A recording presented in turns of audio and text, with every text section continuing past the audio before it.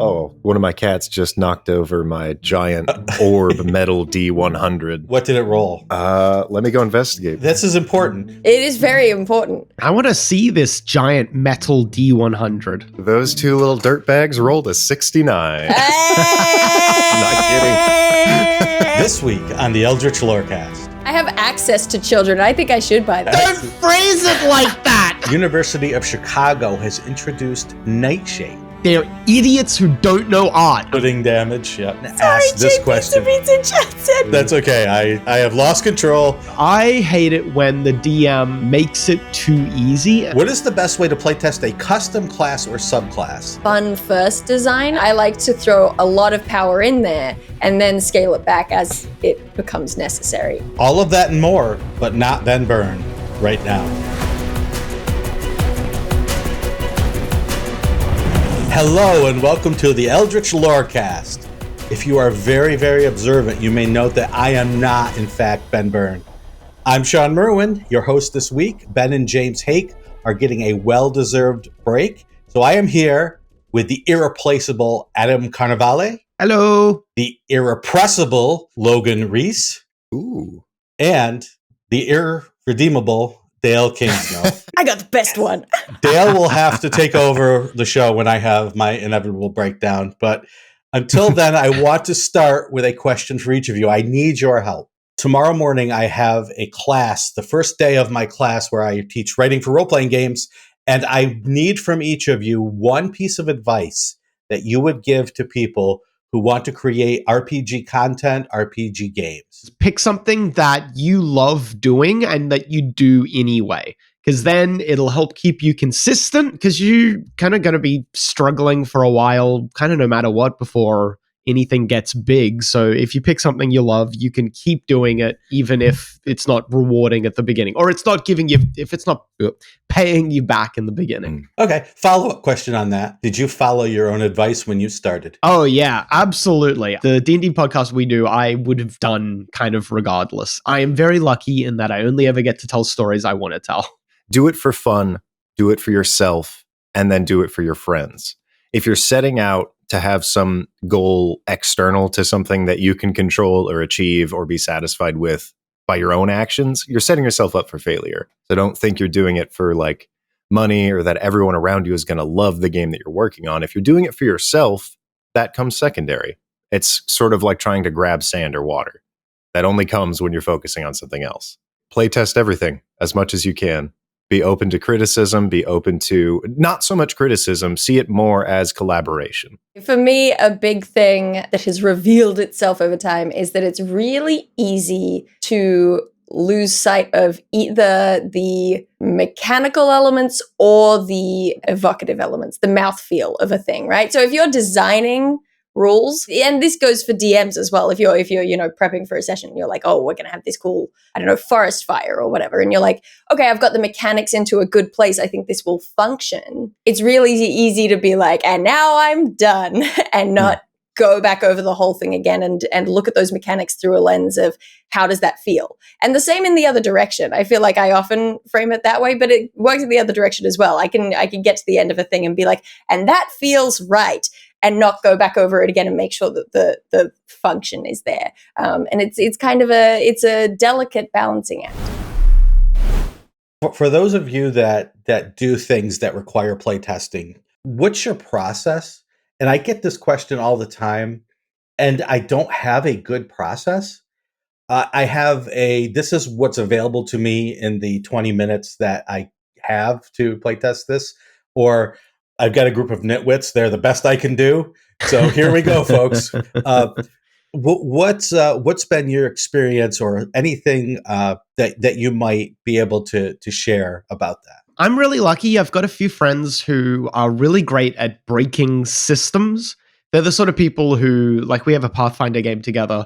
They're the sort of people who, one of them posted in our chat or whatever and was like, hey, I did a statistical breakdown of the damage per round and damage within a round that each of the different classes can do, and subclasses. if anyone wants to have a look at it, please go ahead. I love people who do that because I need that information all the time. They absolutely love doing it. And so anytime I am playtesting something, I'm really lucky that I have these people who I can be like, hey, can you reference this with anything else you know and let me know if anything is going to be broken? And they'll either let me know, if you use it in conjunction with these abilities, you are making a broken character, or, oh no, this seems about right, that sort of stuff. So I've been very lucky there.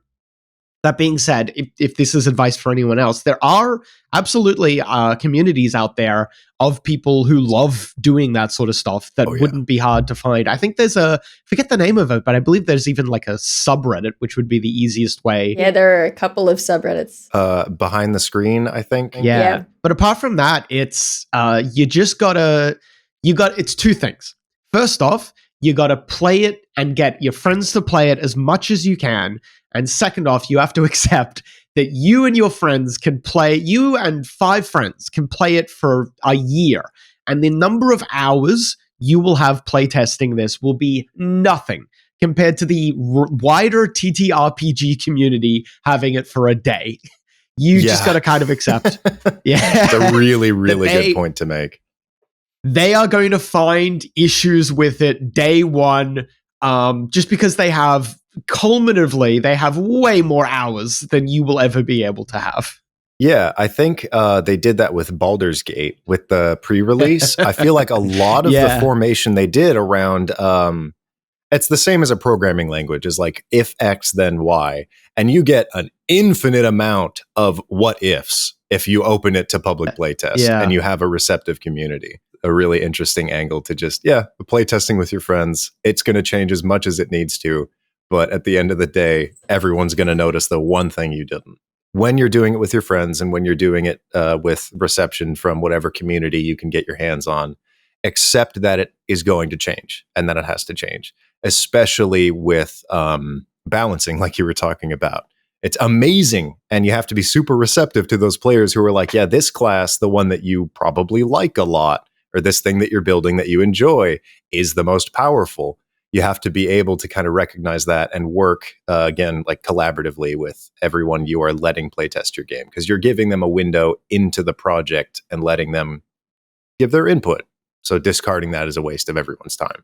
Yeah, it's a really interesting, like, tricky balancing act, I think, for anyone who is sort of publishing stuff in an independent capacity, because you are never going to have access to the kind of playtesting pool that you need for really thorough, rigorous playtesting, right? Like, you can in person play with your group and you get a lot of valuable stuff out of that. In that capacity, I would say my advice is, you have to be ready to have done a ton of work, give it to your players, and immediately have to rewrite a bunch of stuff.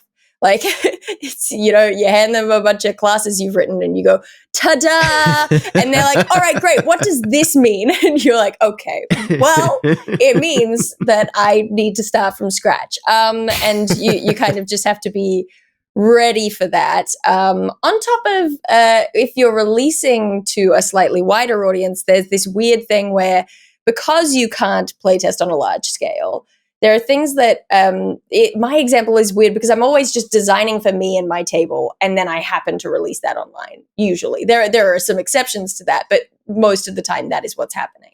And then I'll put it out in the wild, which is great because it means I'm getting feedback from a ton of different people who play a ton of different ways. Sometimes you have to filter out what pain points are coming from. Oh, well, that's because your playstyle is just ultimately so fundamentally different from mine. Yes. And it's not worth it for me, this thing that I've written for my table that plays this way. Like, if you have a group that are all looking to stab each other in the back and be the winner, I can't relate to that on any level because my players just don't try to ruin my life.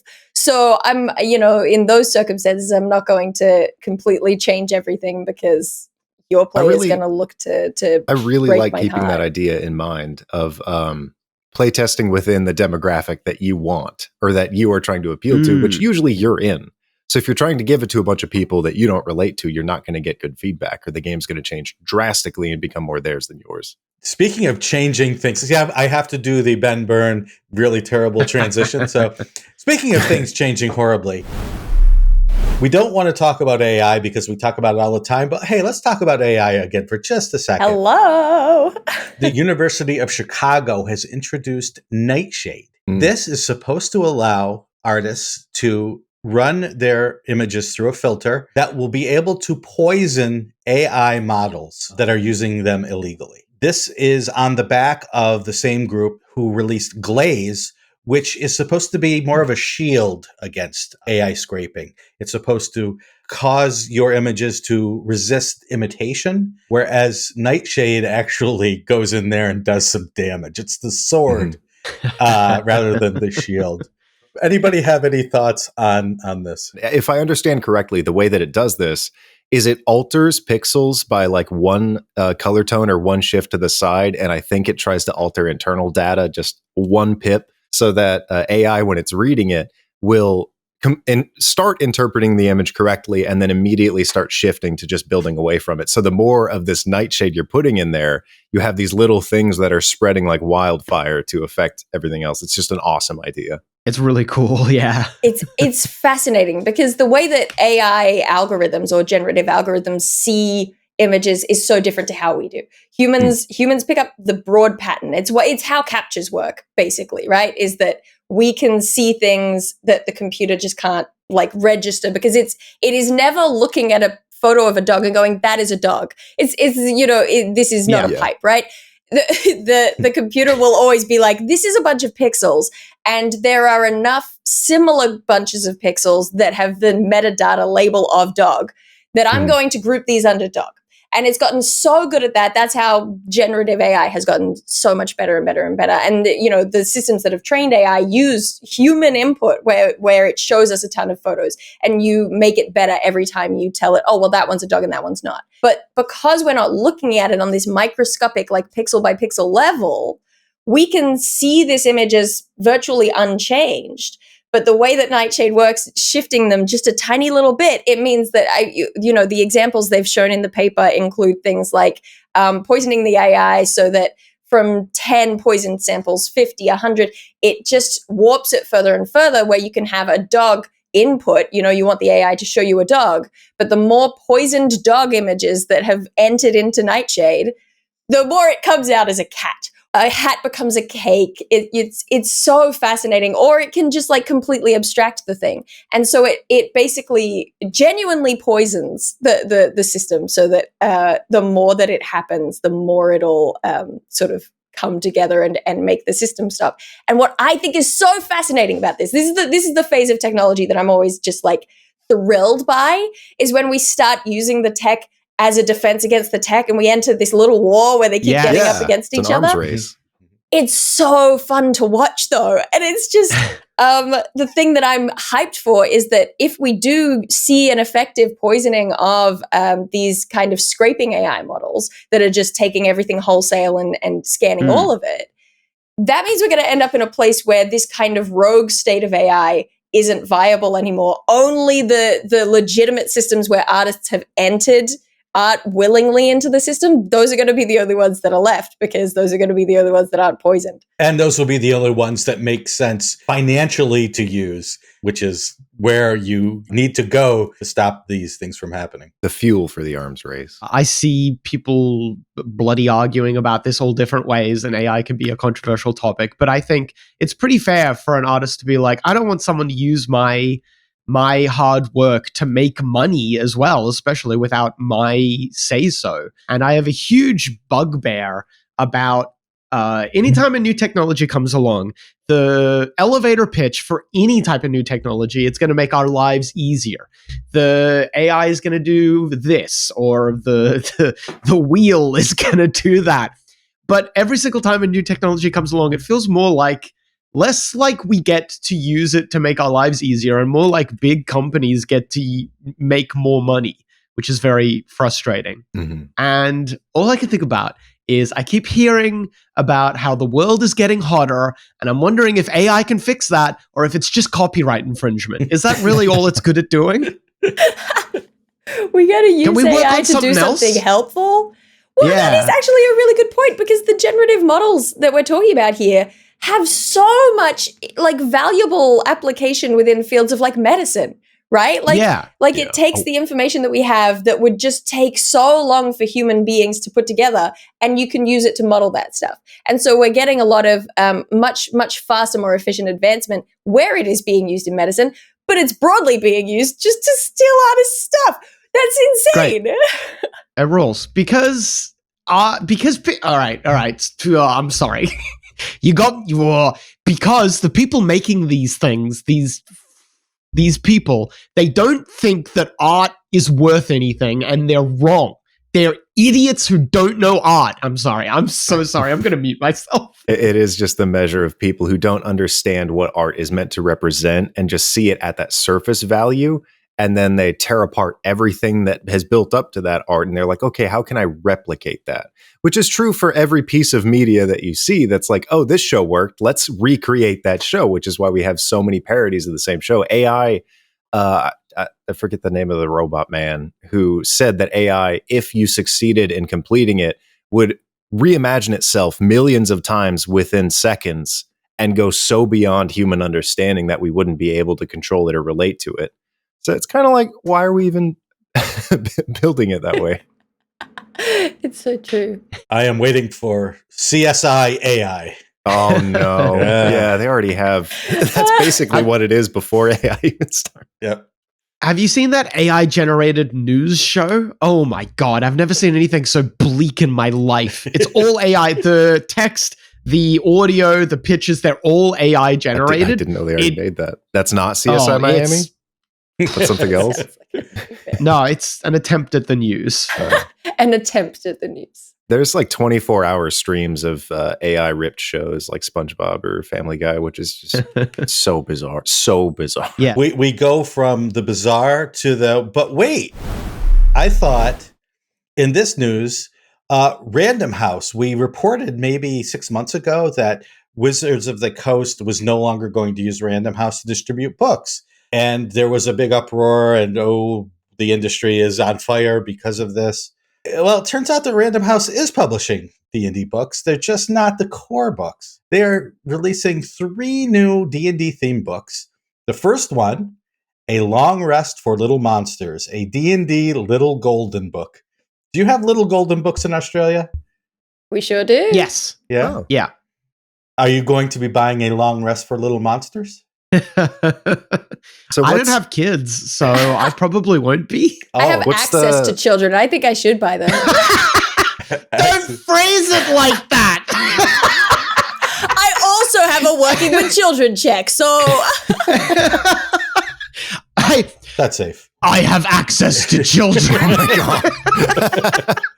So what's the premise for these books? Because this is relatively the first I'm hearing about this. Yeah, that's a great question. I do not know the context of what that first book is because it's a Little Golden book. So it's probably about 10 pages about little monsters needing a long rest as opposed to power gamers needing a long rest. But that's a different book. If you build it right, you can make it all on short rests. Exactly. If you build it right.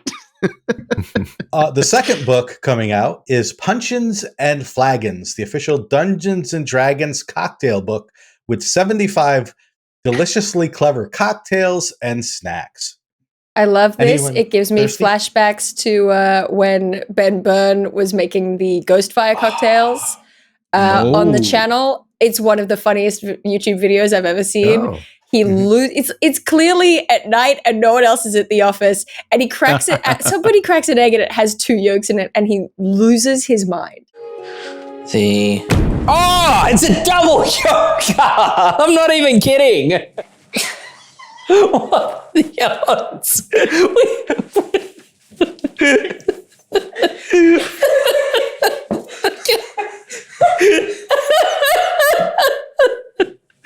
That's crazy. What are the Ghostfire cocktails? The only ones I'm familiar with are the ones from way back in the Seeker's Guide. Yeah, I think it was that one. I think it was. Yeah, he was. Okay. There he was a YouTube making video them. around them. Yeah. My name is Ben Byrne. And let's get started. Oh yeah, there are 2 horror cocktails in that book, and I really hope that the official one has some like maybe don't try this cocktail. If anyone's familiar with the monkey brain, which deals with curdling Bailey's Irish cream, Ooh. and I made something called the Ooh. curdled night hag, which uses blue curacao, and you sort of drop it in there with the lemon juice, and you add red. It's not good. It's one of those nightmarish gimmicks. And the only one worse than that is the one that Sam Riegel invented and tried for, I think, the one time they sponsored the book, which is one of my favorite Critical Role moments, is where he tastes this nightmare cocktail that has yogurt, beer, and absinthe in it. And he realizes that the absinthe is real. You don't seem interested in it? No problem. I'll drink it for you. No. Don't do it. Don't do it. Stop it! Stop drinking now! That is real absinthe, guys. You said that it was fake. I know that my group prefers a beverage now and then, or 27 times during a session. So we will probably be partaking heavily from that book. I love any themed cocktails. Big fan. Just very quickly, I hope from my own pleasure and enjoyment, they make up some true terror nightmare cocktails. But I hope for the safety of humanity in general, they just rename some already existing recipes. I'm sure they will, yeah. Just keep the dark and stormy. They're like, yeah, it's the One of the best Lich ones. Lord. Yeah. The Shadow Our zombie was right there. The final book that we were told about is Dungeons & Dragons Spelljammer Memories Wake, a novel by Django Wexler. In this reboot of a beloved D&D setting, which has already been rebooted, but this is a novel, so we'll forgive them that. Join Axia, a young woman with a mysterious past, as she embarks on a piratical adventure aboard a Spelljammer, a flying spaceborne vessel powered by magic. So we are getting a new D&D novel, which is something that hasn't been done much recently. Did you ever grow up? Let me rephrase that. Did any of you grow up I was born like this. D&D novels? I sprung fully formed and fully armed from the head of Zeus. From the head of Zeus, exactly. More narrow question. Has anyone read any of the Dritz Do'Urden novels? You have? Okay. There's a lot of Dritz books. Yeah. But I've definitely read at least the first 3 and then another trilogy somewhere in his arc. They were good. The originals were fun. I enjoyed them. I originally borrowed the book off a friend, and I loved it so much that when I bought another book to have, so that when I gave him the original back, I'd still have the book. I enjoyed it quite a lot. And I used to read Dragonlance heaps back in the day, which kind of counts as D&D, right? Absolutely, That's D&D, yeah. Sure. Totally. It's one of the officially recognized settings, I think. Yeah. I don't know why, but I feel like I need to preface it because it doesn't fit. If it's not Forgotten Realms, then it feels like I'm cheating or something, which is not. That's an insane thing to think. Cheating at D&D books. Can't believe you would admit to this on the podcast live. No, I never read any of the official novels. I'm excited that we're sort of getting a really broad range of book types here on display. That's kind of nice. What did you say the writer's name is? Django Wexler. Incredible name. He's written other fantasy series, none that I've read, but he is definitely an established author. He's worked on a series called the Flintlock Fantasy, which I think bleeds perfectly into Spelljammer. If you're familiar with the GIF, the big hippo people with Flintlock, that's their whole deal. They are part of the Spelljammer lore. Early second edition, actually. Big hippo people with Flintlock guns. So hopefully They rule. it fits his writing style, and even bigger hope, we get to see some GIF in a novel. That'd be awesome. The novels were a gateway more than video games were back in the day, because the video games weren't as wonderful as they are now. So we say maybe Baldur's Gate will bring video gamers into role-playing games. Back then, it was the novels that were bringing fantasy fans to D&D through those. And so a lot of us who grew up on these novels, when we saw them stop publishing them, understood why, but it was sort of sad. So now seeing this return to, at least in one case here for a Spelljammer novel, is different, refreshing, maybe fatally doomed to sell 2 copies, but hey, at least they're giving it a shot. And there is a wide breadth of books there for sure. I think Random House is a big enough publishing company that I feel like maybe the books won't be successful in the terms of like what Random House or Wizards of the Coast might consider successful, but I don't think they're going to lose money. I think ultimately it will be a profit, just whether or not it's a profit on the level that they want it to be. Yeah, one worth pursuing. I think will be the question.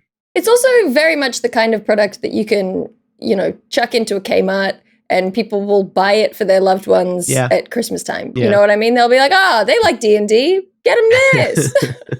Liking D&D can be tough if your DM is driving you absolutely bonkers.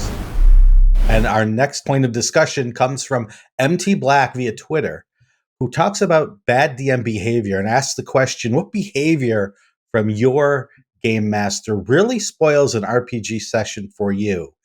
And then he clarifies, not including obviously toxic or rude behavior, more style or habits that get in the way of your fun. I hate it when the DM makes it too easy. And I'm not talking about lethality here, but I have been in games where it doesn't feel like there are consequences to a fight. And I understand not every fight can be, like huge, big note sort of thing. But I have absolutely been in games where I'm like, if we A, can't die, B, and I know even if we lose this fight for whatever reason, nothing bad's going to happen. It'll just be we try again after a long rest, basically. That upsets me, I guess. I feel like I need some idea of a consequence, even if it's like just an NPC doesn't get to reunite with their family or something like that. An NPC I don't even know, really. I just need something to latch onto, I guess. That is also, though, just a personal preference. And I feel lethality helps with a feeling of consequence. But yeah, to each their own. Aside from that, eating while talking, that bothers me. That's an interesting, valid complaint. I don't know if that classifies as toxic behavior or not. Yeah, actually, kind of to an inverse of that, but along the same vein, I don't like combat where it has to be deadly every time, which is to say, easily misconstrued with that wording, I don't like when enemies enter combat and their goal in that fight is to die fighting you.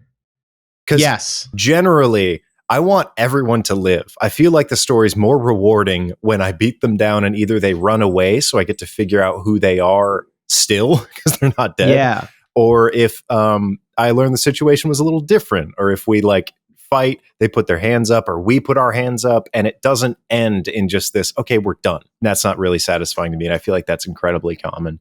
On top of that, maybe a little less than that, but the first one that came to mind is when the DM gets so excited about the game. And this is one I catch myself doing, which is why, I understand people don't like it. So when they get so excited that they're like, oh, I know the best thing for your character to do in this moment, and giving suggestions for your character, for your players' characters, they're not yours. So that whole issue of like, oh, you should cast Goodberry and run around here. It's like, maybe I'm not thinking of that as my character. Yeah. I've been making a short list. List. Pull out my scroll. I would say top of my list is when the DM has one answer in mind for a thing. They've thought, they've envisioned this battle or whatever, and they clearly thought to themselves at some point, and this person will do this thing.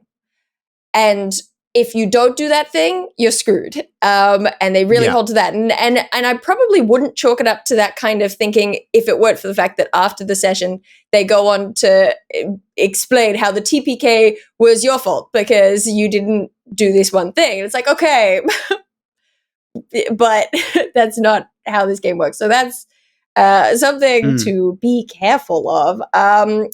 There's also, this one's, I think, a me problem.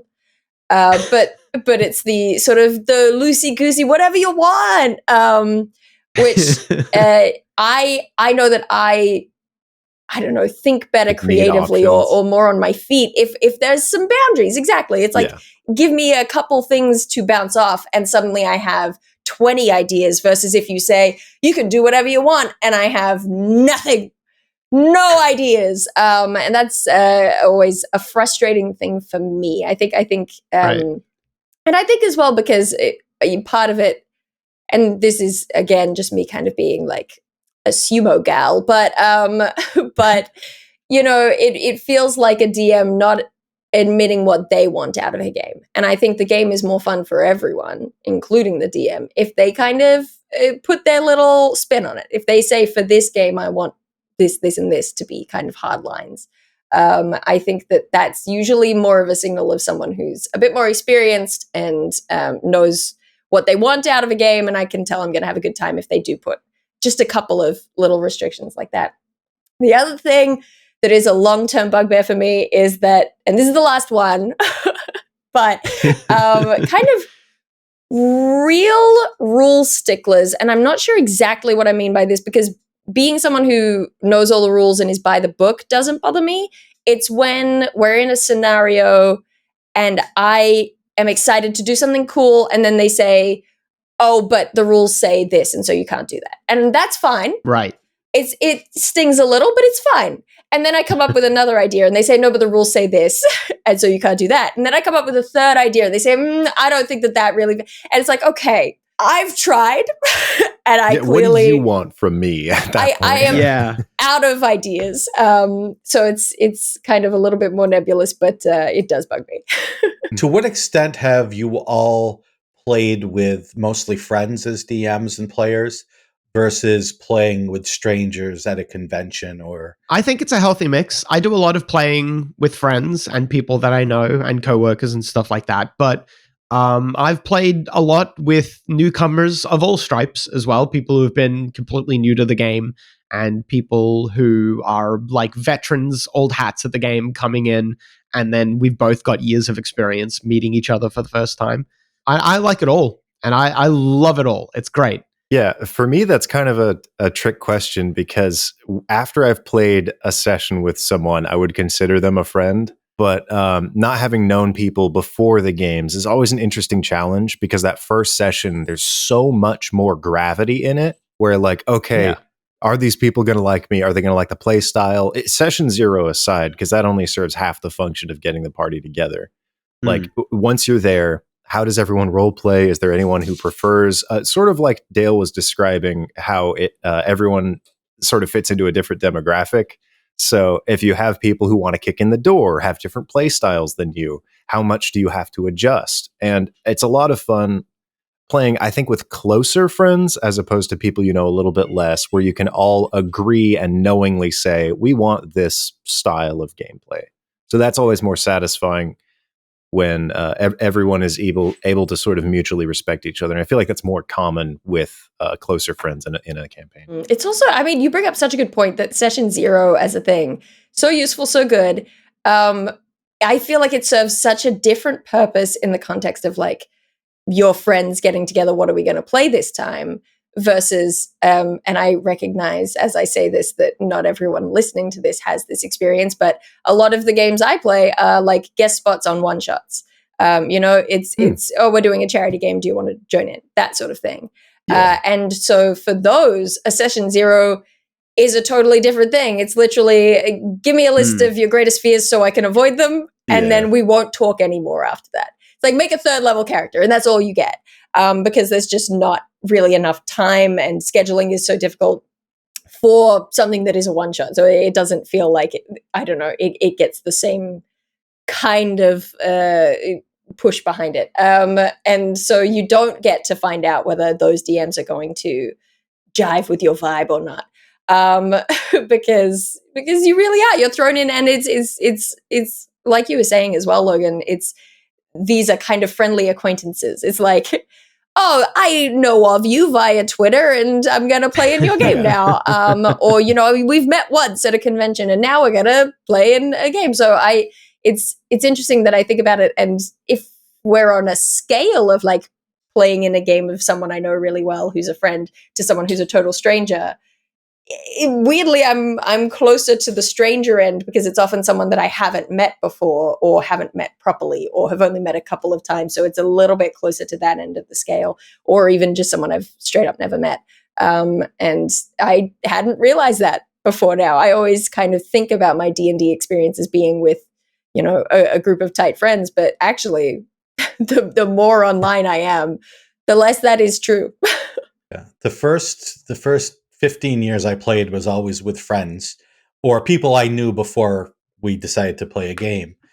And then since 3rd edition, almost all my DMing and a lot of my playing has been for strangers at conventions, where you're maybe running the same adventure, 4-hour adventure 7 times for 7 different groups of players.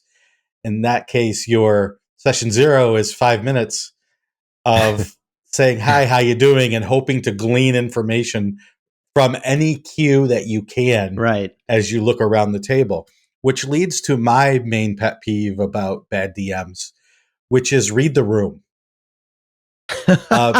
You really need to be able to read the room, and you could have a way that you want to play, and you can push that play style, and maybe even the players that you're used to and have gamed with for 4 years and run a session every week. At some point, you're going to have to say, I know that they love to role play, but at this point, I'm looking around the room and seeing everyone's eyes have glazed over and they're fidgeting with their dice. Maybe it's time to roll initiative. Or vice versa. We've had several combats in a row. They're looking pretty exhausted. I know that my adventure or the book or whatever says that this next encounter is supposed to be another combat, but you know what? Let's role play for a little while beforehand. Yeah, and that takes a lot of intuition from the DM. So it's cool that you're able to recognize what cues in the room lead to what actions you should take. I feel like that takes a long time to learn. I forget what edition of D&D had this, but one of the DMGs had like it didn't literally lay it out like this, but it was something like, are your players bored? Here's a table, roll on the table, this thing happens, and it'll be like a wandering monster shows up, or it'll be like an NPC familiar with one of the players hands them a note or something like that. What's the name of that writing tool where if nothing's happening, someone runs in with a gun? I know what you mean. I don't know. You're so right. It's something like Men with a Gun. There's Chekhov's gun, but I feel like there's also like another rule that didn't even get named after Chekhov, but it's like Chekhov's sudden X or something like that. It's something about a man with a gun. People are suggesting Orcs Attack, but we're actually talking about a slightly different thing. But that is the Matt Colville equivalent. Is although he also means there's layers to Orcs Attack that are slightly different to what we're talking about. But that is an example. If things are getting stale, Orcs Attack. The thing I think is really interesting as well, this idea, even once you read the room, even once you have those muscles a little bit, you're looking for them, you're like, yes, I can see that they're bored of this combat. I think the next step is it takes a little while for you as a DM to gain the confidence and the strength of improvisational ability to then do something about it. Because there were such a long time, and I still do it sometimes, where I'm looking at the table, I'm like, they're bored, this session is going downhill. But I just keep doing the combat because that's what the plan was, and I didn't have something else planned. The lesson that I have slowly taken from it is that you can literally just say, I feel like this combat's getting stale. Let's fast forward to the end. So-and-so, tell me what happened. You can do that. That's actually within your power, and everyone will be relieved.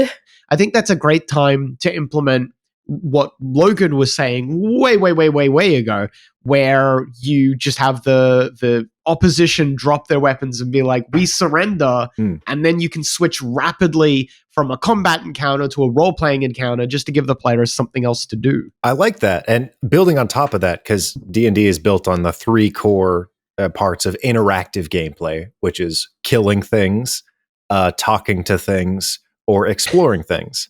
And in that same vein, I remember Joe Cat had a really good event in our live game where we were fighting this big construct, and it was throwing hands with us, and it was super heavy, and it took a step forward, and it fell through the ground and died in this new cave cavity that we now got to explore. So sort of ending combat abruptly with, now we get to explore. It's the same thing like you were saying, where you get to talk to people in the middle of combat. That's good. Just any sort of transition between any of those, which is the inverse of you're talking, guy runs in with a gun. And the best way to get this experience is to play with as many different people as you can, to experience both good DMs, because then you learn all of these tips and tricks and things, or the bad DMs where you realize, oh my gosh, I'm having the worst possible time, and this DM is exactly like me. Yeah. I have to change. The thing I was thinking of, I'm not sure if it's the same thing you were thinking of, Logan, but it's Chandler's Law, as in Raymond Chandler. Yeah. When in doubt, have a man come through the door with a gun in his hand. That's exactly what I looked up Chandler's gun, and but yes, it's Chandler's Law. That's right. I asked the question earlier about playtesting because I knew this question was coming, and I wanted to hear how your answers changed. So Vin asked this question. Pizza in chat said, "Could I be holding anyone?" Oh my god! I have lost control. Question about playtesting. What is the best way to playtest a custom class or subclass? Let's talk about subclass because class is way, way out there. What to look for and how to test. How to get good playtests to happen beyond just your own table. How to playtest thoroughly. Let's focus on that subclass question. I looked at this question and it was difficult because I actually don't have a lot of good experience in this. Generally, it's, writing something, giving it to someone and having their complaints. So it's sort of like building a piece of like an art, like drawing for someone. But if you actually get the chance to play test it, the first idea that came to mind was to build a campaign, especially with a subclass, where subclasses, it's 10th level, like 7th level, and 14th level are the things that you're adding. Everything else is just part of the class. If you had a group of maybe 4 players, each one of them at those different level brackets, and then throw the 3 situations at them: exploration, combat, and dialogue, and see how each of them handle it compared to the others, and see if they get to use the abilities, if those abilities immediately solve the problem, or if they add to it. So that just brainstorming blue sky kind of situation, that's where my head would go if I were to actually heavily try to play test something. I love that idea. What came to my mind first was something similar, and I think maybe a combination of the two would be really helpful, is throwing encounters that subclass is designed for at them, and then throwing encounters designed against that subclass just to see I like that. how that works. And I Strengths and think you could weaknesses. combine those two. Absolutely. Yeah, and I think that'd be really I like getting as large a data set, I suppose, of how that class functions would be very helpful. Any thoughts, Dael? No good thoughts. We've got Michael J. Pasta in chat saying tweak one rule at a time to build up to the subclass you want. And I think tweak one rule at a time is probably actually very good advice so that you can see what changes are coming from what thing. Because if you change everything at once, then you don't know what's stopped working, which is good advice that I don't follow at all. I also keep thinking about, for me, and I think that this is, again, probably poor advice, I have kind of a philosophy of like fun first design. I think a lot of people, when they're designing classes or subclasses, they start from a very conservative place and build up. You start from a place that is underpowered, but I want people to be excited about the thing so that they keep playtesting it. So I like to throw a lot of power in there and then scale it back as it becomes necessary. Because I also think that a lot of the time you can actually get away with a lot more power than you maybe think that you can. Also, I mean, flavor forward, always flavor forward. Yeah.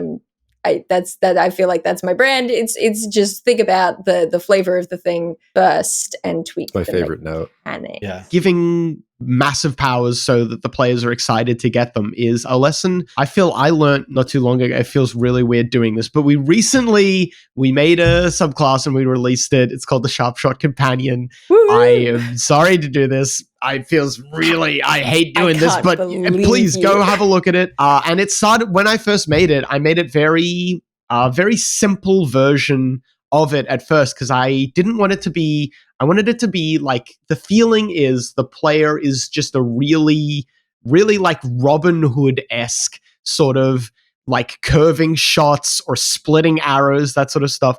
I didn't want it to feel magical. I wanted it to feel like you were just really, really almost trick shot inhumanly master. good. Yeah, but not actually magic.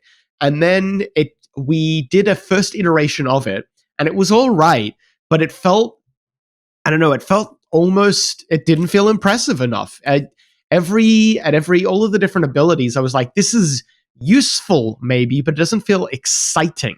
So we did a second iteration, and in the second iteration, I was like, okay, all of these abilities, yes, they seem heaps like magic because they basically are magic, but they're not magic, and you can decide why they're not magic, but they're not.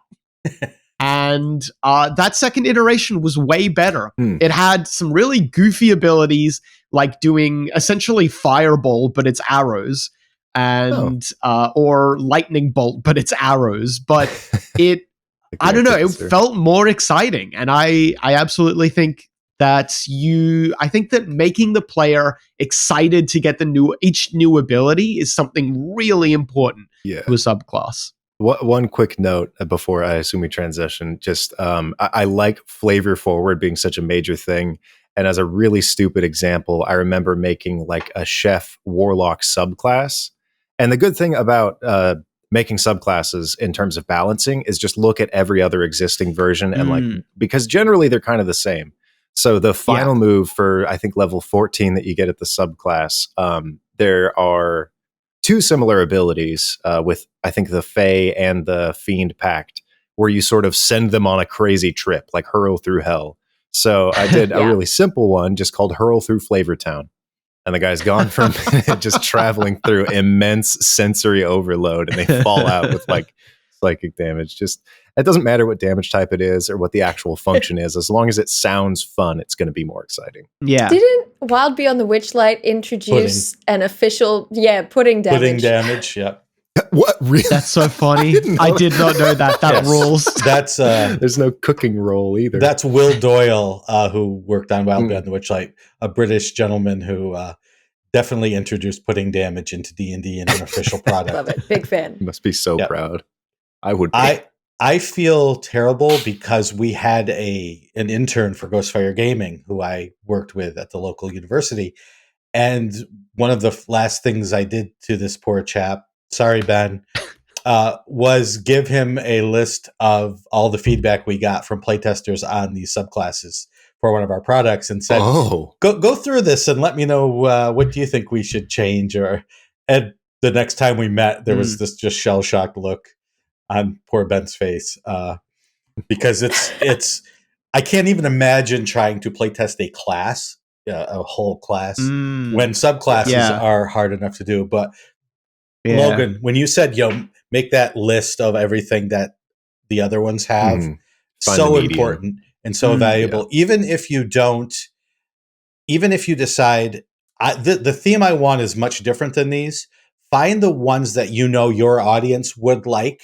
Oh, my audience is going to love going through Flavor Town, so they're going to like the more wild and wacky ones, and then model on those as opposed to some of the other ones, if there is a divergence in how they are designed. I genuinely, design-wise, love that advice. I have a document that I keep that is just kind of a breakdown of subclasses for each type of class and what happens at what level. And it'll always be like, at this level, they get some kind of defensive ability. At this level, they get some... Yeah, exactly. Yeah. You get it. Having that and having just the monsters, like every little like line that you have just as an autofill is so nice. It's so handy and good. It meant that I did a guest spot on a friend's stream recently where afterwards I ended up... I don't remember why I promised to do this. It was very late. It was the dead of night, Australia. And I just remember staying up all night, and in the span of literally like 4 hours designing a Warlock subclass, because I had this thing to be able to look at. Playtesting, different matter. But certainly it is a really handy thing to be able to reference and go, how much does this align with kind of the standard that has been set? I don't know. I'm trying to think of some actual playtesting advice. I playtest it at the different levels that you get subclass abilities, so that you know what it's like when they have all of them in different combos. Do they get this one too soon? Should you swap it with the one above it? That sort of thing. Mhm. If you could run a playtest with the same class but with different subclasses, we're going to have 4 bards play this adventure, and then see how they work together. See if one is madly better than the rest, and if it's yours that's madly better than the rest, or if it's yours that is madly worse than the rest, you may need to do a little tweaking in there. And I say this as real. a DM for a group that runs all half-orc barbarians of different subclasses. So because as well, it's so easy to when you're in the playtest mindset, use that kind of average player party, where you're like, yes, there is a wizard, a cleric, a rogue, and a fighter. And it's very important to kind of get out of that space, because people are going to start putting things together in weird ways. I think this is where I end up arguing a lot about the efficacy of the 2014 Player's Handbook Fighter, or Champion Fighter, certainly, because it's like, okay, yeah, it seems fine until you put it right next to the monk, or the ranger seems fine until you put it in a party with a druid. It's important to do those different combinations, including the combination that is oops all bards. I think this falls into the point earlier, making every ability seem interesting and cool, and making your players excited for each new ability. With the champion being like, oh, nice, critical hit on a 19 or a 20, the monk is attacking 5 times. Yeah. What is the point? And last but not least, what is the point of too many NPCs? Bryce asks, how do you keep a long-term campaign or a political intrigue campaign from having too many characters? Do you need a full roster of NPCs from the start to avoid adding others? Should conflicts be kept simple rather than complex? For longer form campaigns, you can have more complex stories and more complex relationships. And some players as well I have played with people who treat Dungeons and Dragons treat the story, like a vibes-based situation. They do not know anyone's name. They do not know anyone's relationship, but they know the vibe that character gives off. That's my favorite. And I way have to play. played with people who could tell you the name of every single character better than the dungeon master could.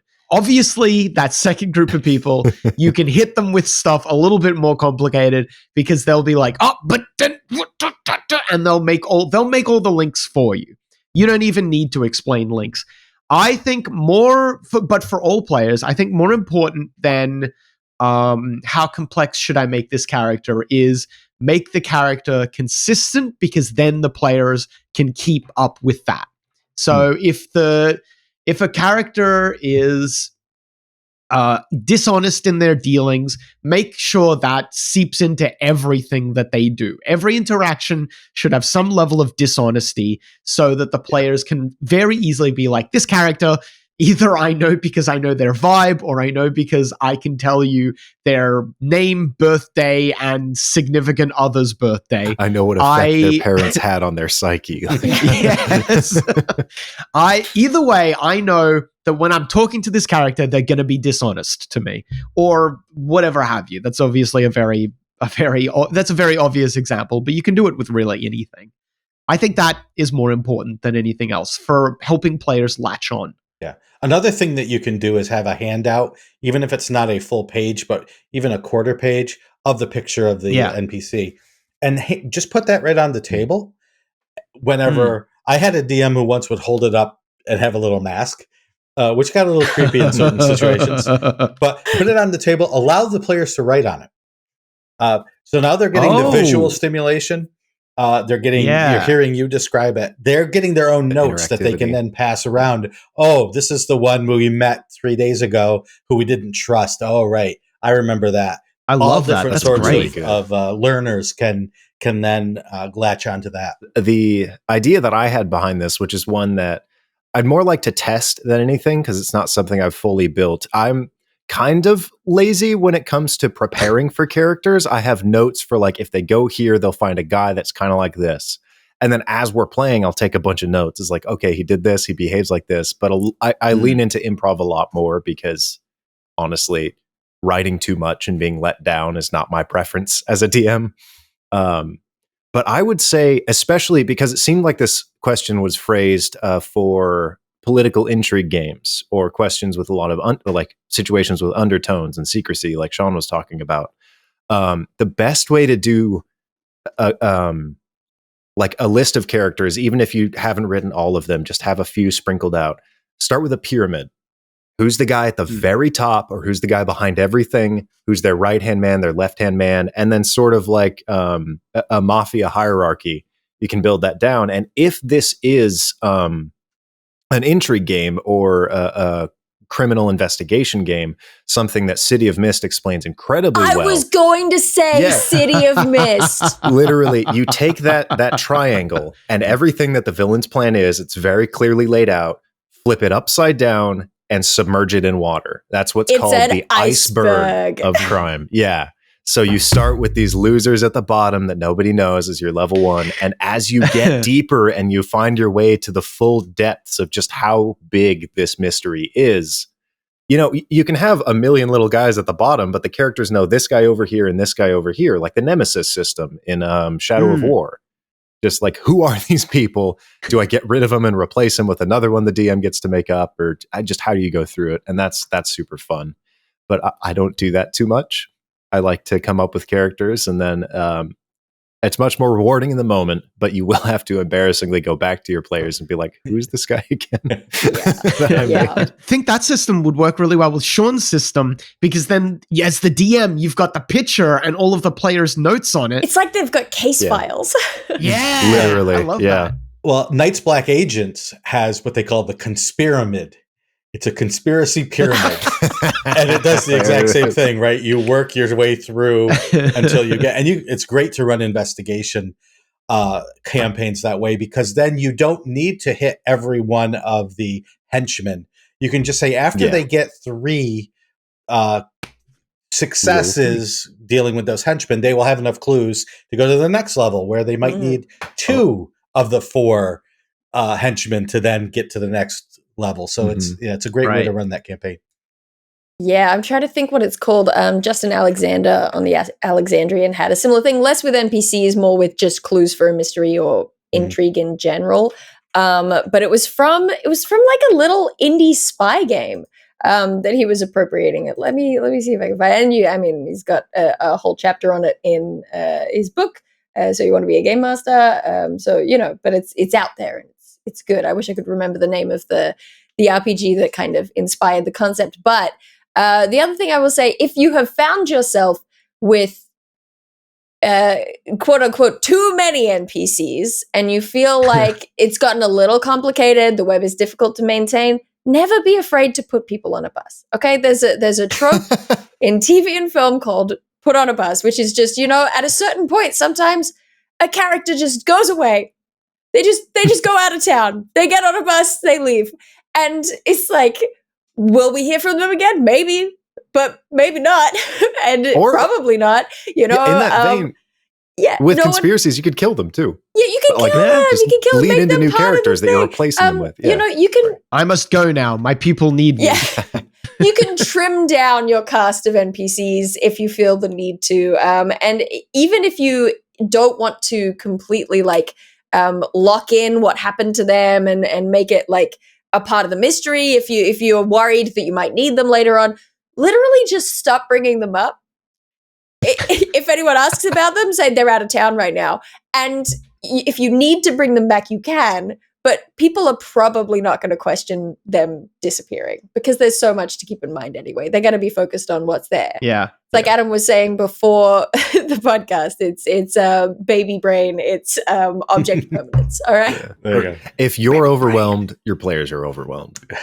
Yeah. There you go. I say players in general tend to forget plot holes. That's been my experience. Yeah. Shawn? Well, speaking of things disappearing, sadly, this show is about to disappear. But I had to ask one last question, Dael Kingsmill. Say someone wanted to send in a question to us for to answer. Where would they send that? Why, sure, I believe they would send their email or question or what have you to podcast@ghostfiregaming.com. That's the email address. I also think I believe that we have comments turned on. You can leave a comment under the YouTube video, but also on Spotify. There's like a comment section. Since we had 2 guests this week, I want to give you both the opportunity to let everyone know where they can find your stuff. Logan, where can everyone find your stuff? That's a good question. Well, half of it you can find on ghostfiregaming.com. That's right. As I've written a handful of supplements under, if you see anything with a little open book, tentacle spewing out of it, I had a hand in that. Otherwise, you can find my video essay content with silly little edits at RuneSmith on YouTube, or I think _RuneSmith on Twitter. Yeah, that's my active zone. And Adam. I'm at Retro Archetype on any social media you care to be on, including Twitch right here for those of you live. That's Retro and Archetype, one word. You'll figure it out. It's spelt the way you imagine it is. I am also the Dungeon Master for Sans Pants Radio. Our D&D show is called D&D is for Nerds. If you Google any of that, you'll find us pretty easily. And apart from that, we recently released a subclass called the Sharpshot Companion. Woo-hoo. If you Google that, you'll find it. Don't worry about it. I trust you to find it. I know you've got this. I found everything already as you're talking, so it's not easy. It's not hard. I'm just smarter than ever. No, It's not easy. Let me tell you. Hey, Dael, while we're here, just in case people are listening for the first time, where do they find your good stuff? Oh, golly.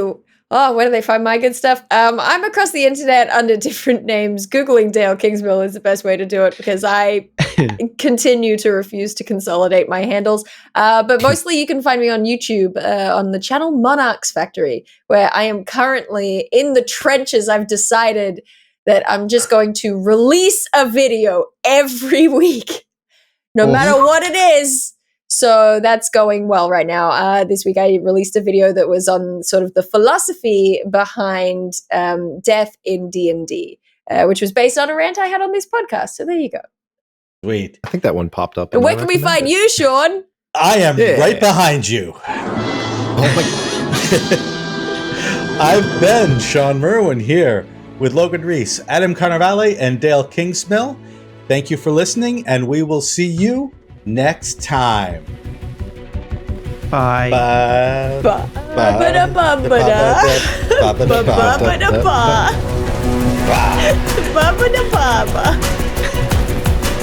The head fucking noises are. Oh, yeah. What's the sound of like 2 the hands weird- clapping? Why is it so effective? Just crab noises. I don't know.